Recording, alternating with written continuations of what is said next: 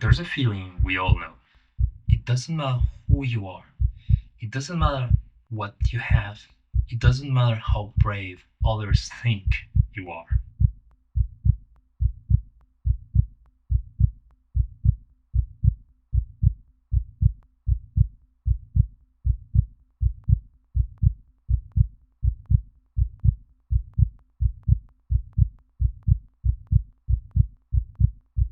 Somewhere right now, someone is paralyzed, not by a physical threat, but by something that only exists inside their mind.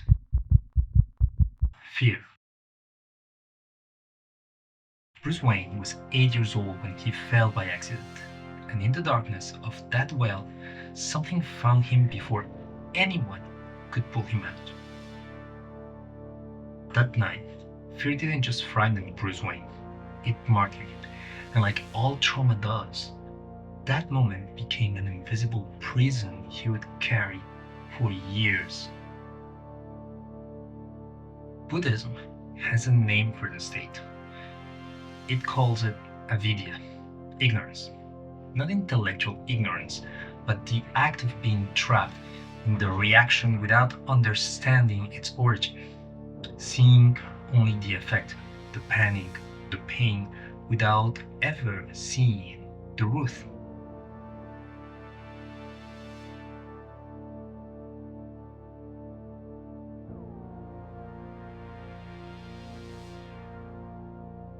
Bruce spent years running from fear, from guilt, from himself, and that running, which looked like strength, was actually his greatest weakness. Because fear that is never faced doesn't disappear. It becomes the architecture of your life.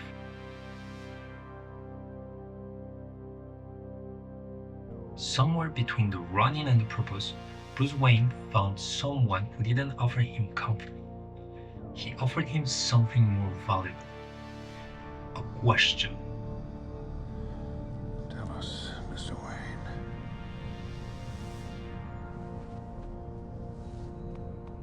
What do you fear? Ra's al Ghul didn't tell him fear was bad, and he didn't tell him to eliminate it. He told him something that very few people are willing to hear.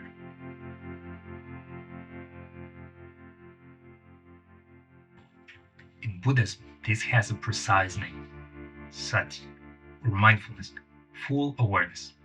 The first step is not to defeat fear, it is to look at it.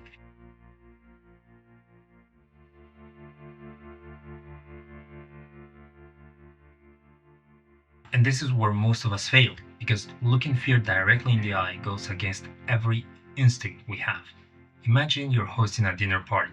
Your friends are there, the music, the food, everything is perfect. And suddenly, the doorbell rings. You open the door and see someone you didn't invite, someone who makes you uncomfortable just by being there. Mr. Panic. What we normally do is predictable. We try to lock the door, we yell at him to leave, we pretend he's not there. The result, he screams louder, pushes the door open, and he ruins the party. Not because he's powerful, but because you can no longer think about anything else. The Buddhist response is different. You open the door, you look at him, and you say, "Oh, it's you. I didn't invite you, but since you're here, come in."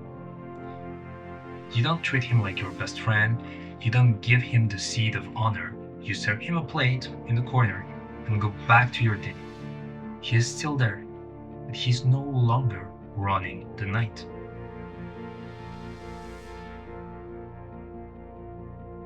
This is exactly what Bruce Wayne learned in those mountains. The next time you feel afraid to do something, to post that video, to have that conversation, to take that step, the answer isn't to fight until the fear goes away. It's to say, "Fear, you're here. You're going to come with me while I do this. You can sit right here. I won't listen to you, but I won't throw you out either."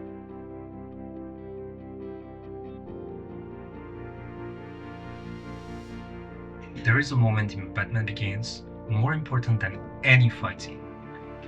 It's a man alone in the place that terrified him most in his life. And for the first time, he stays.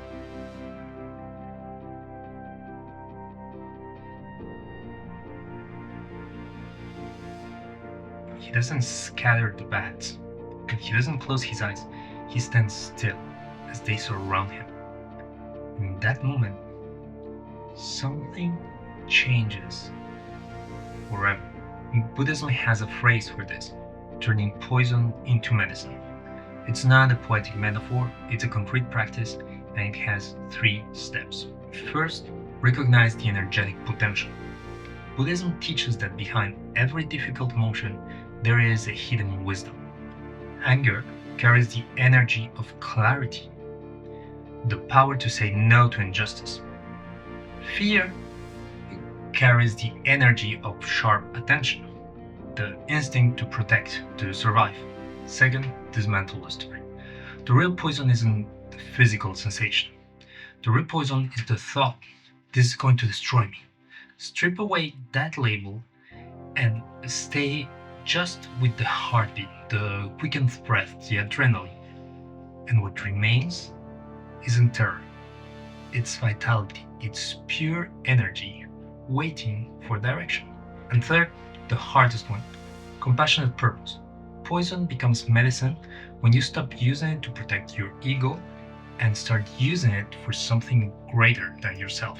Think of it this way: compost smells, it's dirty, it's dark, it looks like waste, but bury it beneath the soil of your awareness and it breaks down. It becomes the very nutrient that makes the flower grow. Without the mess, there's no flower. Bruce Wayne didn't choose the bat in spite of his fear. He chose it because of his fear. He didn't go to therapy to forget the whale. He took the exact symbol that terrified him and distilled it, turned it into purpose, into protection, into hope for others. Why bats, Master Wayne? That's frightened me. That is alchemy, not magic. A conscious choice about what to do with what hurts. Write your fear on a piece of paper. That is the poison. Then, right below it, what is this fear forcing me to pay attention to? That answer is the first ingredient of the medicine.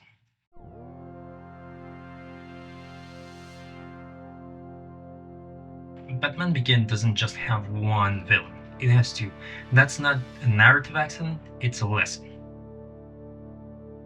Jonathan Crane, the Scarecrow, also uses fear, but in a radically different way. His toxin doesn't create real dangers, it creates illusions. It takes what already lives inside the mind, the fears, the traumas, the ghosts, and amplifies them until they become indistinguishable from reality. The result isn't alertness, it's paralysis. No focus, only madness. Here's the distinction Buddhism has spent centuries trying to explain. Not all fear is the same. There's a fear that sharpens you, and there is a fear that poisons you. Think about a roller coaster. Your heart races, there's a hollow feeling in your stomach, your senses are 100%. Is that fear? Well, yes. Is it dangerous? No. Because the mind knows there's a difference between the sensation and the actual threat. Here, fear isn't the enemy. It's what makes the experience unforgettable. It's what keeps your hands gripping to the safety bar. The problem isn't feeling fear. The problem is losing the ability to tell the difference between reality and the horror movie your mind is projecting. While Scarecrow's victims see monsters where there are none, Batman acts. Not because he feels nothing, but because he has learned to read fear as information, not as a command. The difference between the two isn't innate bravery, it's practice. It's the difference between the alchemist and the victim of the poison. Buddhism doesn't ask you to be a person without fear. It asks you to be an alchemist. Learn to tell the difference between reality and the horror movie your mind is projecting. Don't let a mental toxin stop your story.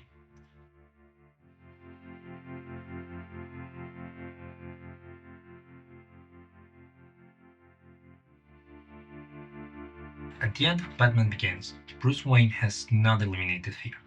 He still knows what it means to lose. He still carries that knife in the alley, and he still remembers the well. But something fundamental has changed. He no longer acts from panic, nor from revenge, nor from the impulse of an unhealed wound.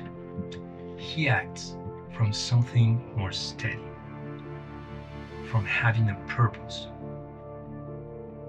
Buddhism calls this equanimity, not indifference, not the absence of feeling.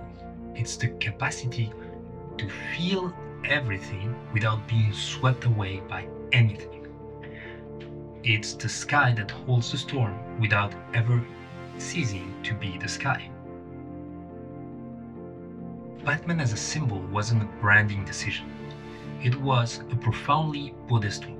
The fear that shattered him as a child became the very tool that protects an entire city.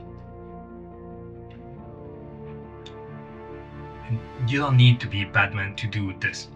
You need to be willing to stand still when the bats surround you, to open the door when Mr. Panic knocks, to look at the poison and ask yourself, what flower can grow from it?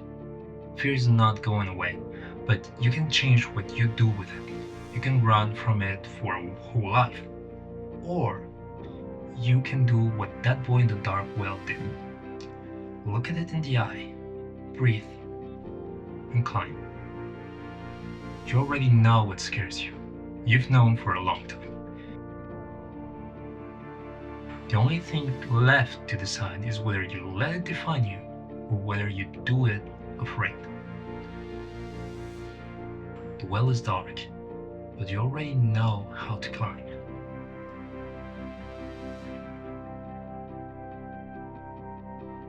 Now go.